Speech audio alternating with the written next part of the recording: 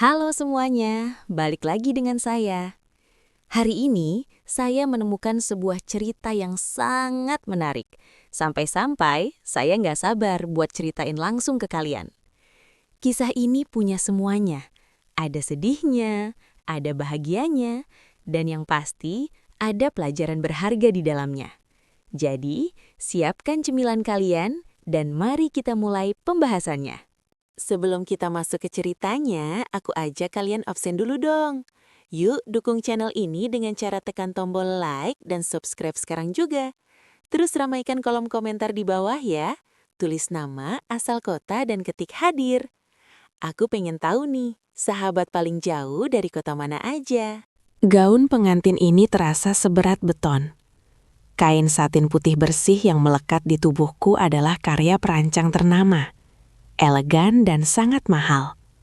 Namun bagiku, ini adalah kain kafan bagi masa mudaku. Di depan cermin besar butik eksklusif ini, aku menatap bayanganku sendiri. Usiaku baru 24 tahun. Namun hari ini aku akan resmi menjadi milik pria yang usianya hampir sama dengan mendiang ayahku. Kamu cantik sekali, Maya. Suara itu berat dan berwibawa, memecah keheningan ruangan. Pak Wijaya berdiri di belakangku.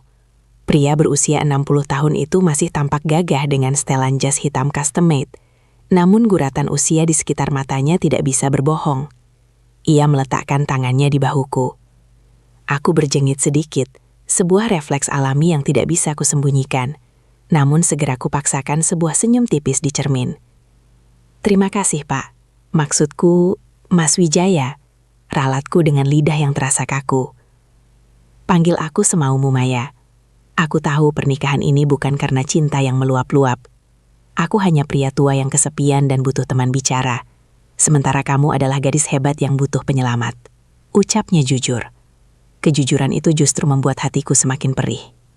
Penyelamat. Kata itu terdengar sangat heroik. Padahal secara teknis, ini adalah transaksi bisnis. 2 bulan lalu, duniaku runtuh. Adik laki-lakiku, Dito, terancam dikeluarkan dari Fakultas Kedokteran di tahun terakhirnya, karena aku tidak mampu lagi membayar tunggakan biaya kuliah yang membengkak.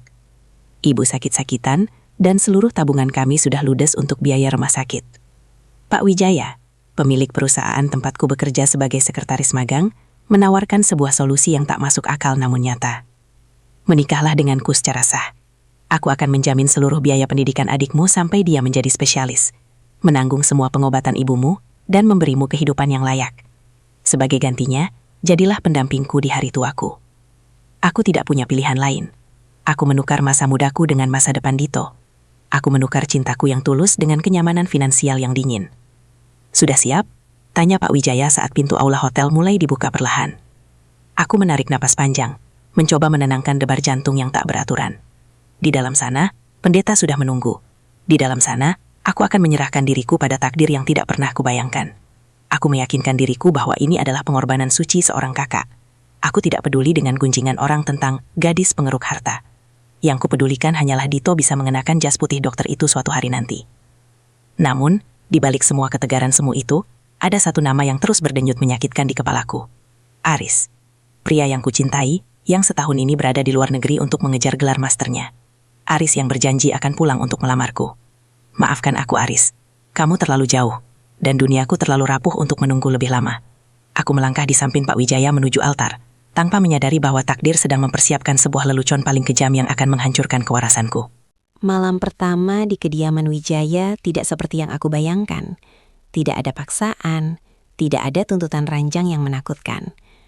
Pak Wijaya justru membiarkanku tidur di kamar utama yang sangat luas, sementara ia memilih membaca buku di ruang kerjanya sampai larut malam. Istirahatlah Maya, aku tahu hari ini berat bagimu, katanya lembut sebelum menutup pintu. Aku berbaring di atas tempat tidur berspray sutra yang dingin. Langit-langit kamar ini begitu tinggi, namun aku merasa seperti tercekik.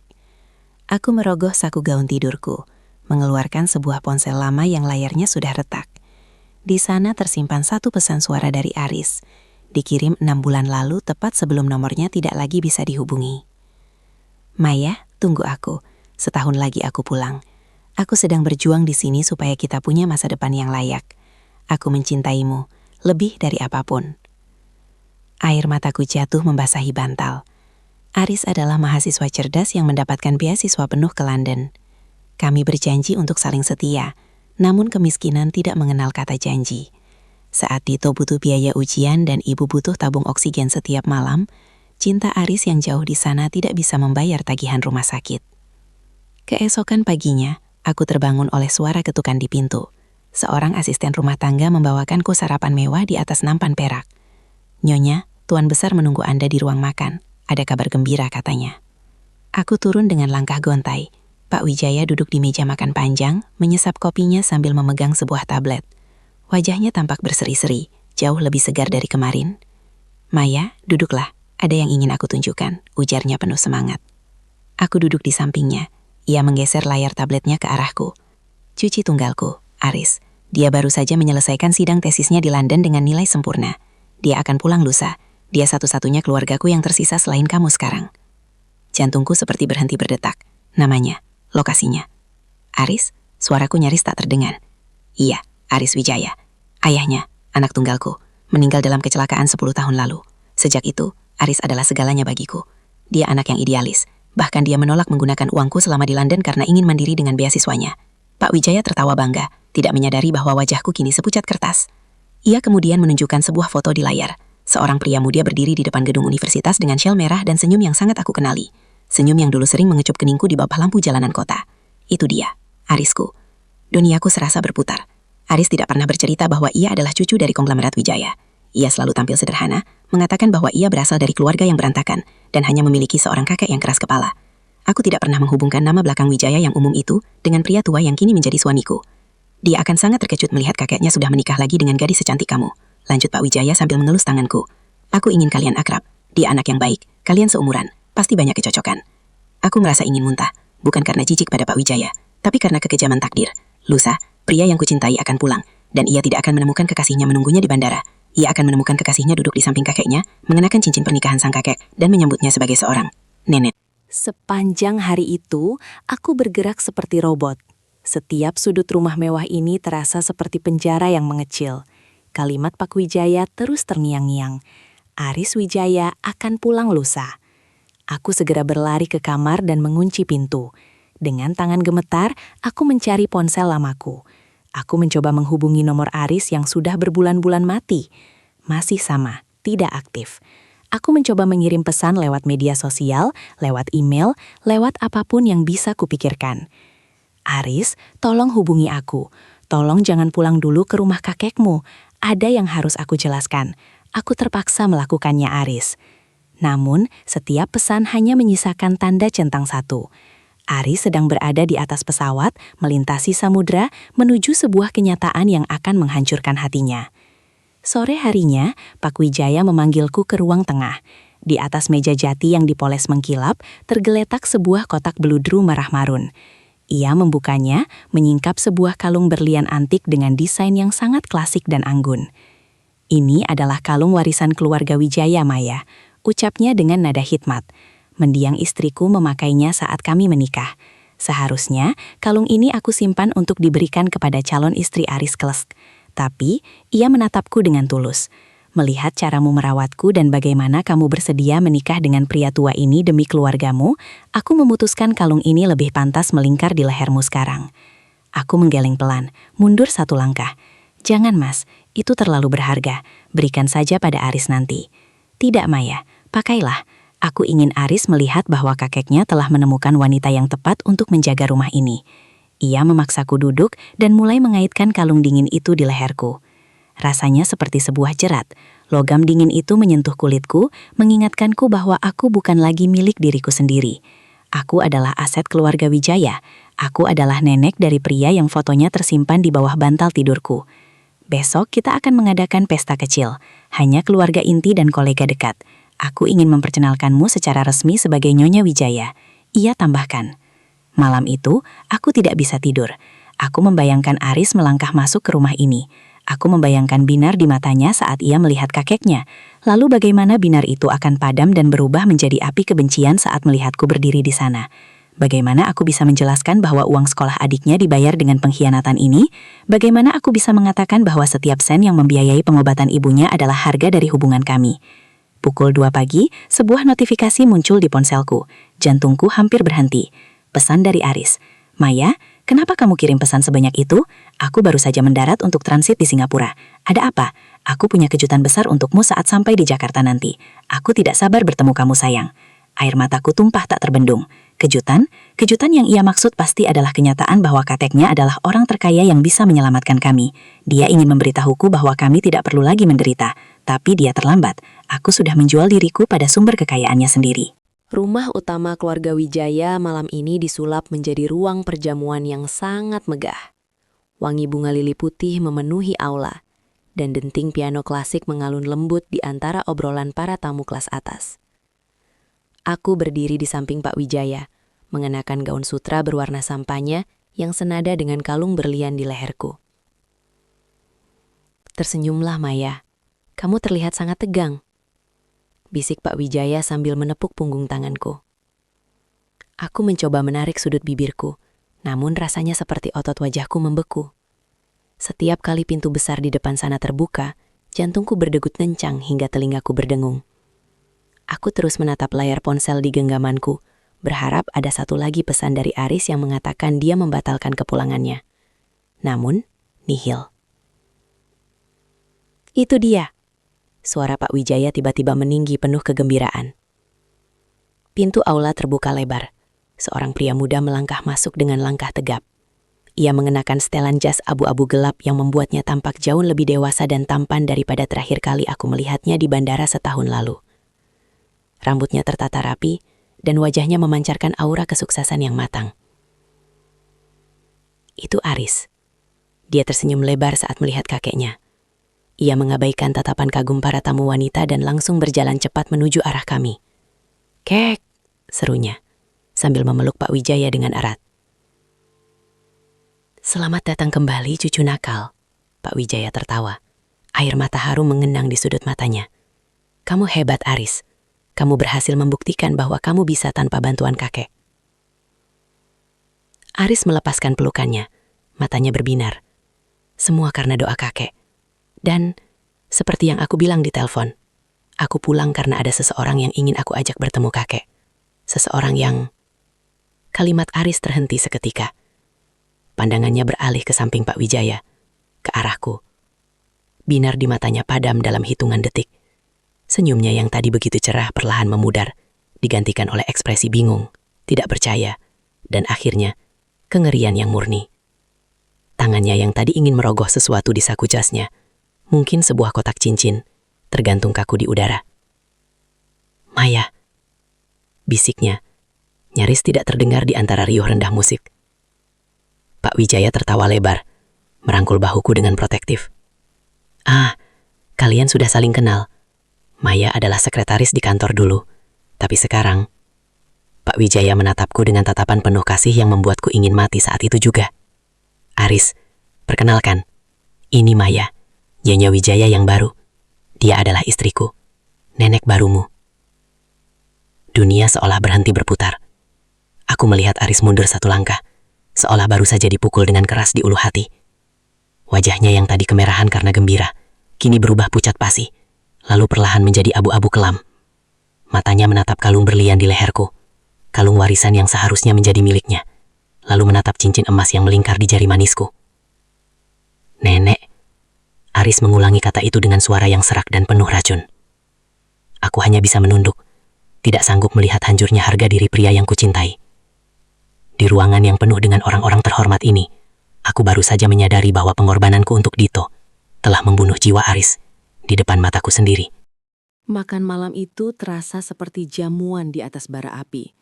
Aris duduk tepat di hadapanku, dipisahkan oleh meja panjang yang penuh dengan hidangan mewah yang tiba-tiba terasa tawar. Sepanjang acara, Aris tidak berhenti menatapku. Bukan tatapan rindu yang biasa ia berikan, melainkan tatapan tajam yang penuh dengan luka dan kebencian yang mendalam. "Jadi, Maya?" Aris memulai. Suaranya terdengar seperti gesekan pisau pada piring porselen. sudah berapa lama kamu menjadi Nyonya Wijaya? Aku tidak menyangka seleramu berubah begitu drastis. Dari mahasiswa miskin berbeasiswa, langsung loncat ke pemilik gedung. Pak Wijaya terkekeh, tidak menyadari ketegangan yang merambat di antara kami. Aris, jaga bicaramu. Maya adalah wanita luar biasa. Dia berkorban banyak untuk keluarganya. Itulah yang membuat kakek jatuh cinta padanya. Oh, aku yakin dia memang ahli dalam hal berkorban, kek. Sahut Aris sinis. Aku tidak tahan lagi. Rasa sesak di dadaku sudah mencapai puncaknya. Permisi mas, kek, aku butuh udara segar. Pamitku terburu-buru. Aku hampir berlari menuju pintu kaca yang menuju ke taman belakang. Udara malam yang dingin menusuk kulitku, tapi itu lebih baik daripada atmosfer di dalam sana. Aku berdiri di tepi kolam renang, mencengkram pembatas batu hingga jemariku memutih. Air mataku akhirnya jatuh, menetes ke atas gaun mahal yang kini terasa seperti kain najis. Sejak kapan, Maya? Suara itu datang dari belakang. Aku berbalik dan menemukan Aris berdiri di bawah bayangan pohon Kamboja. Wajahnya gelap, namun matanya berkilat karena air mata yang ia tahan sekuat tenaga. Aris, aku bisa jelaskan. Jelaskan apa? Bahwa kamu menjual dirimu pada kakekku sendiri? Aris melangkah maju, memojokkanku hingga punggungku menyentuh tiang balkon. Aku berjuang mati-matian di London, Maya. Aku bekerja paruh waktu di gudang kedinginan.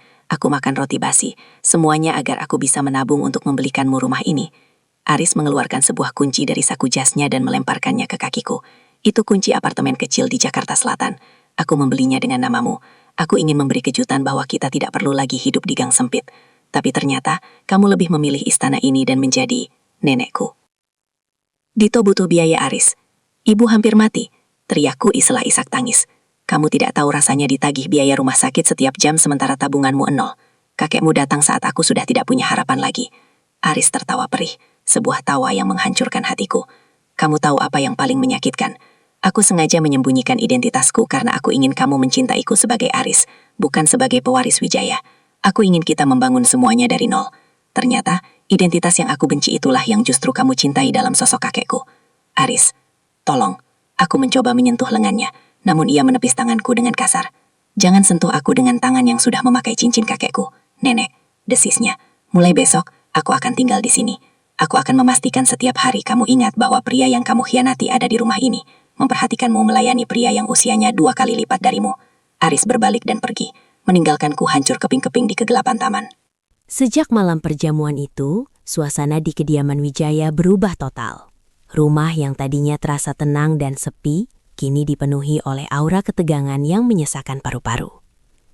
Aris benar-benar membuktikan ucapannya. Dia memindahkan semua barangnya dari apartemen dan menetap di kamar tamu lantai atas, tepat di seberang kamar utamaku dan Pak Wijaya. Kehadiran Aris adalah pengingat harian akan dosaku. Dia sengaja mengatur jadwalnya agar selalu berpapasan denganku. Pagi itu saat aku sedang menyiapkan teh herbal untuk Pak Wijaya di dapur, Aris masuk hanya dengan mengenakan kaos oblong putih dan celana pendek. Ia bersandar di meja bar, menatapku dengan sorot mata yang meremehkan. "Pagi, Nek," sapanya dengan penekanan yang menyakitkan pada kata terakhir. "Rajin sekali pagi-pagi sudah melayani suami. Apakah itu bagian dari kontrak? Atau memang kamu sudah sangat menikmati peran ini?" Aku mengabaikannya. Tanganku gemetar saat menuangkan air panas. "Hentikan, Aris. Ada pelayan di sini. Jangan bicara sembarangan." "Kenapa?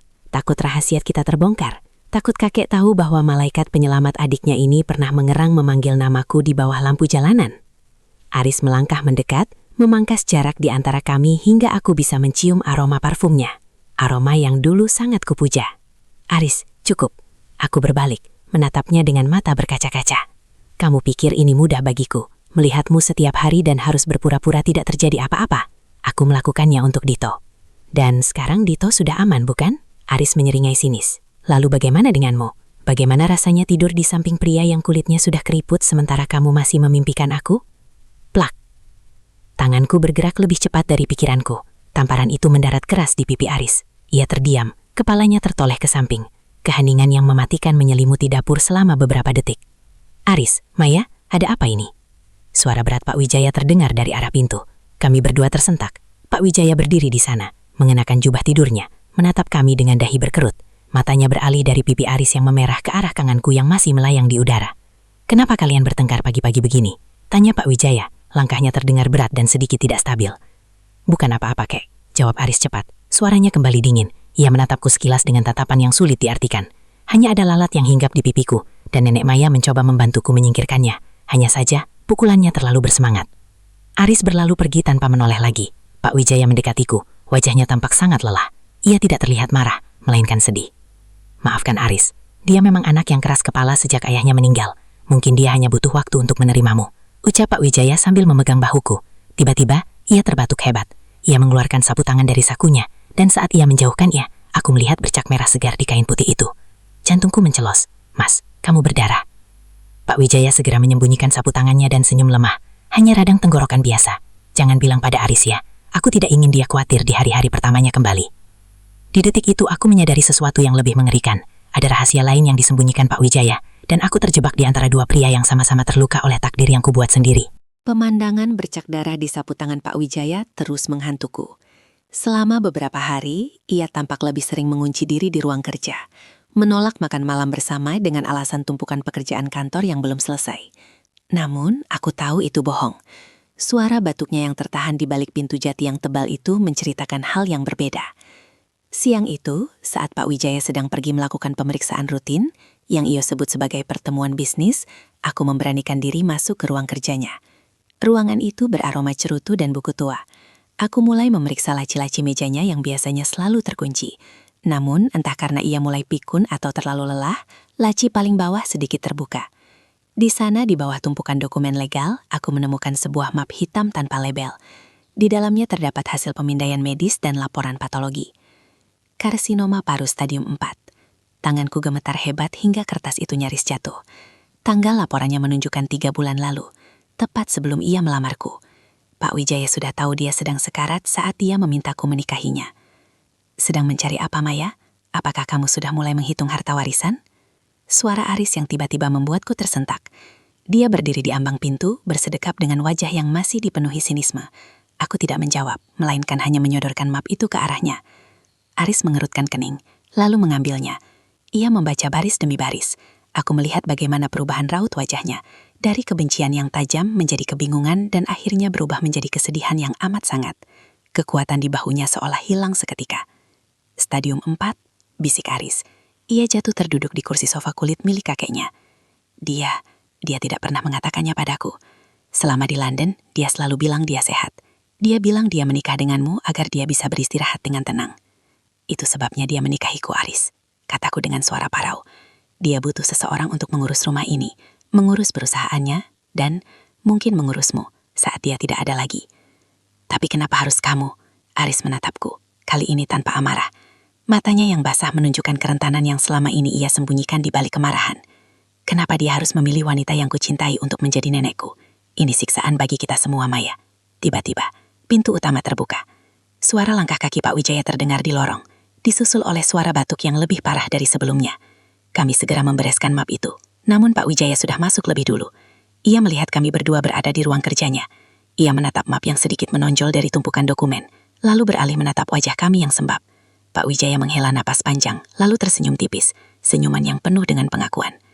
"Sepertinya rahasiaku sudah terbongkar," ucap Pak Wijaya pelan. Ia berjalan menuju kursinya dengan langkah yang sangat berat. "Aris, Maya, duduklah.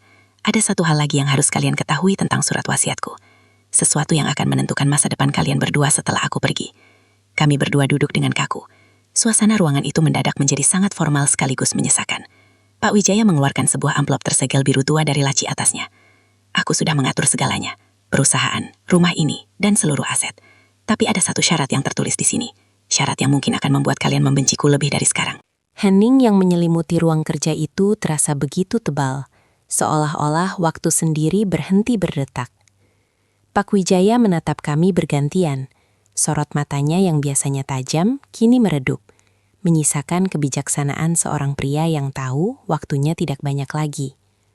"Kalian mungkin berpikir aku adalah orang tua gila yang egois," Pak Wijaya memulai.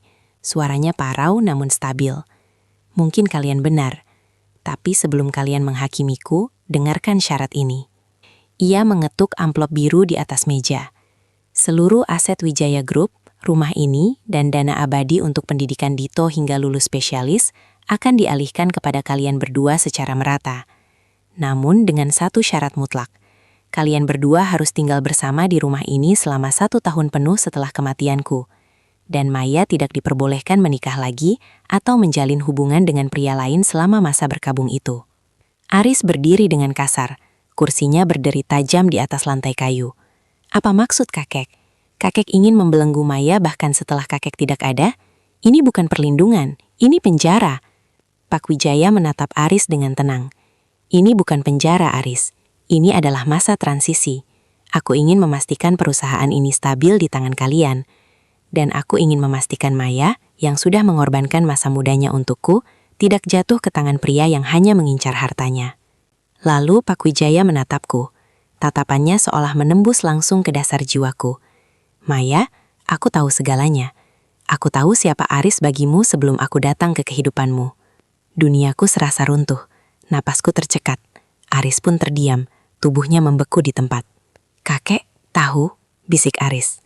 Aku bukan pengusaha sukses karena aku buta, Aris. Pak Wijaya tersenyum pahit. Aku menemukan foto Maya di dompetmu saat kamu kecelakaan 10 tahun lalu? Tidak, bukan itu. Aku melihatmu menangis di bandara setahun lalu saat melepasnya. Dan saat aku butuh sekretaris, aku sengaja memilih Maya. Aku ingin melihat wanita seperti apa yang bisa membuat cucuku yang keras kepala ini jatuh cinta. Ia terbatuk lagi, kali ini lebih lama. Awalnya aku hanya ingin mengujimu, Maya. Tapi kemudian penyakit ini datang. Aku menyadari, Aris terlalu muda dan terlalu emosional untuk memegang kekuasaan Wijaya sendirian. Dia butuh jangkar. Dan kamu, Maya, kamu adalah satu-satunya orang yang dia cintai, dan satu-satunya orang yang cukup kuat untuk berdiri di sampingnya. Jadi, suaraku bergetar. Pernikahan ini adalah caraku mengikatmu secara hukum ke dalam keluarga ini. Jika aku menjodohkan kalian sekarang, orang-orang akan menganggap Maya hanya mengincar warisan cucu konglomerat. Tapi jika kamu menjadi jandaku yang terhormat, posisimu di perusahaan tidak akan tergoyahkan. Aku melindungimu dengan cara yang paling kotor, agar kamu bisa mendapatkan masa depan yang paling bersih. Aris jatuh terduduk kembali. Amarah yang membara di matanya selama berhari-hari kini padam, berganti dengan rasa malu dan haru yang luar biasa. Kagetnya, pria yang ia anggap musuh cintanya, ternyata sedang menenun jaring pengaman bagi mereka berdua dengan sisa napasnya. 1 tahun, Pak Wijaya melanjutkan, napasnya mulai tersengal. Hanya 1 tahun kalian harus bersabar dalam status keluarga ini. Setelah itu, jika kalian masih saling mencintai, carilah kebahagiaan kalian. Tapi untuk sekarang, berjanjilah padaku, kalian akan menjaga satu sama lain. Aku menatap Aris. Di balik air mata yang menggenang, aku melihat pria yang sama yang berjanji akan menjagaku selamanya. Kini, janji itu harus ditepati di bawah bayang-bayang wasiat seorang pria yang baru saja mengubah kebencian kami menjadi hutang budi yang tak terbayar. Kondisi Pak Wijaya merosot tajam tepat setelah pengakuan itu. Malam itu juga, ia dilarikan ke ruang ICU. Lorong rumah sakit yang steril dan dingin menjadi saksi bisu bagaimana aku dan Aris berdiri berdampingan. Bukan sebagai sepasang kekasih, melainkan sebagai istri dan cucu yang terikat dalam sandiwara wasiat. Di tengah masa kritis ini, tantangan baru muncul. Seorang pria paruh baya dengan setelan jas mahal dan senyum licik muncul di rumah sakit. Dia adalah Om Bram, sepupu jauh Pak Wijaya yang selama ini menetap di Singapura dan dikenal sebagai hiena dalam keluarga besar Wijaya. Wah, dramatis sekali, ujar Bram sambil berjalan mendekati kami. Matanya menatapku dengan tatapan menilai yang menjijikan. Nyonya Wijaya yang muda dan cantik, dan Aris cucu kebanggaan. Aku mendengar selentingan aneh tentang wasiat Wijaya. Katanya ada syarat tinggal bersama selama 1 tahun. Aris menegang di sampingku. Apa urusanmu, Om Bram? Kakek belum meninggal, dan kamu sudah datang untuk mencium bau harta? Bram tertawa kecil. Aku hanya ingin memastikan aset keluarga tidak jatuh ke tangan orang asing karena skenario yang tidak masuk akal. Kalian tahu, di mata hukum, hubungan antara nenek tiri dan cucu yang terlalu dekat bisa dianggap sebagai pelanggaran moral yang membatalkan hak waris jika terbukti ada konspirasi. Aku merasakan dingin merambat di punggungku.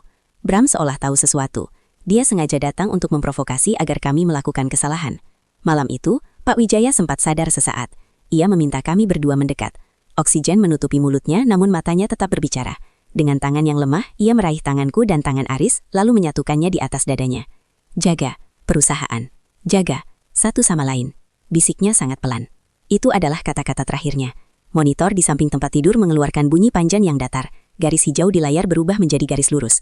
Pak Wijaya pergi dengan tenang, tepat setelah ia memastikan tangan orang-orang yang dicintainya saling menggenggam. Pemakaman dilakukan dengan sangat mewah dan tertutup bagi media. Sepanjang prosesi, aku harus berdiri di depan sebagai janda yang berduka, sementara Aris berdiri tepat di belakangku. Aku bisa merasakan tatapan Bram dan beberapa anggota keluarga besar yang curiga. Namun saat kami kembali ke rumah besar yang kini terasa kosong, kebenaran lain menghantamku. Di kamar mandi, aku menatap benda kecil di tanganku. 2 garis merah. Aku terteduk di lantai keramik yang dingin, menutupi mulutku agar isak tangisku tidak terdengar keluar. Ini tidak mungkin. Sebulan terakhir, dalam kegelapan dan rasa sepi yang menghimpit, Pak Wijaya memang pernah meminta haknya sebagai suami, meski hanya sekali dan dalam keadaan yang sangat lemah. Tapi di sisi lain, aku teringat malam terakhir bersama Aris setahun lalu sebelum dia berangkat. Malam yang begitu intens dan emosional. Jika anak ini adalah anak Pak Wijaya, dia adalah pewaris sah yang akan memperumit segalanya. Jika anak ini adalah anak Aris yang tertunggah, maka hubungan kami bukan lagi sekadar rahasia, melainkan skandal yang akan menghancurkan wasiat kakeknya. Pintu kamar mandi diketuk pelan. Maya, kamu di dalam? Pengacara kakek sudah datang untuk membacakan detail wasiat di hadapan Om Bram dan Dewan Direksi. Kita harus turun sekarang. Itu suara Aris, suara pria yang seharusnya menjadi ayah dari masa depanku, tapi kini adalah cucuku di mata dunia. Ruang perpustakaan yang dipenuhi deretan buku tua itu terasa mencekam. Pengacara keluarga, Pak Broto, duduk di ujung meja jati. Sementara Om Bram duduk di seberangnya dengan senyum sinis yang tak kunjung hilang. Aku dan Aris duduk berdampingan, menjaga jarak yang sangat formal, namun tangan kami sama-sama dingin. Baiklah, Pak Broto membuka koper kulitnya. Sesuai amanat almarhum Pak Wijaya, wasiat ini bersifat mutlak. Namun, sebelum saya membacakan rincian pembagian saham, ada sebuah pesan video terakhir yang harus disaksikan oleh semua yang hadir di ruangan ini. Sebuah layar turun otomatis dari langit-langit. Video dimulai. Wajah Pak Wijaya muncul, tampak pucat namun sorot matanya tetap tajam. Jika kalian menonton ini, artinya aku sudah tidak ada. Bram, aku tahu kamu ada di sana, menunggu lubang untuk menerkam. Jangan repot-repot, aku tahu setiap langkahmu. Bram mendengus, namun wajahnya mulai terlihat tidak nyaman. Kepada Maya dan Aris, setahun ke depan akan sulit, tapi aku meninggalkan satu kejutan terakhir. Di dalam laci rahasiaku, ada laporan medis tahunan yang sengaja aku sembunyikan. 5 tahun lalu, aku didiagnosis menderita disfungsi reproduksi total akibat pengobatan karsinoma dini yang aku rahasiakan. Secara biologis, aku tidak mungkin memiliki keturunan lagi. Jantungku hampir berhenti. Aku melirik Aris yang juga tampak terkejut. Jadi, lanjut Pak Wijaya dalam rekaman itu, jika suatu saat Maya mengandung, aku ingin dunia tahu bahwa aku sudah mengetahuinya lebih dulu. Aku sudah menandatangani dokumen pengakuan anak di muka hukum sebagai anak sahku, siapapun ayah biologisnya. Ini adalah caraku memastikan tidak ada yang bisa menggugat posisi Maya dan anaknya sebagai pemegang tahta Wijaya. Video berakhir. Keheningan yang terjadi setelahnya begitu pekak. Pak Wijaya tidak hanya melindungiku dari kemiskinan, dia melindungiku dari aib yang bahkan belum aku sadari sepenuhnya. Dia memberiku perisai untuk anak yang sedang kukandung. Om Bram berdiri, wajahnya merah padam. Ini gila. Ini manipulasi hukum. Aku akan menggugat ini. Silahkan Pak Bram, sahut Pak Broto tenang. Dokumen ini sah secara notarial. Jika Anda menggugat, Anda akan berhadapan dengan seluruh tim hukum Wijaya Group yang sudah dibayar di muka untuk 10 tahun ke depan. Bram menggeram dan keluar dari ruangan, membanting pintu dengan keras. Setelah pengacara pergi, aku dan Aris tetap tinggal di ruangan itu. Aku mengeluarkan tes kehamilan dari saku jas hitamku dan meletakkannya di atas meja. Aris menatap benda itu, lalu menatapku. Air mata jatuh dari sudut matanya. Ini milik kita, bisiknya serak. Satu-satunya malam sebelum kamu berangkat ke London, jawabku lirih. Dia bertahan Aris, dia menunggu ayahnya pulang. Aris berlutut di depanku, menyandarkan kepalanya di perutku yang masih rata. Ia menangis terisak, bukan karena kesedihan, tapi karena beban berat yang akhirnya terangkat. Kakeknya telah mengatur sebuah panggung sandiwara yang menyakitkan, namun di dalamnya terdapat cinta yang paling murni. Sebuah pengorbanan untuk menyatukan kembali apa yang pernah dipisahkan oleh kemiskinan. 1 tahun Maya. Aris mendongak, matanya penuh tekad. Kita akan jalani 1 tahun ini sebagai Nyonya Wijaya dan cucunya. Di depan dunia aku akan menjadi pelindungmu. Dan setelah 1 tahun itu selesai, aku akan menikahimu lagi. Kali ini dengan namaku sendiri. Aku mengelus rambutnya, menatap potret Pak Wijaya yang tergantung di dinding. Pria tua itu tersenyum dalam lukisan, seolah puas melihat pion-pionnya akhirnya menemukan jalan pulang.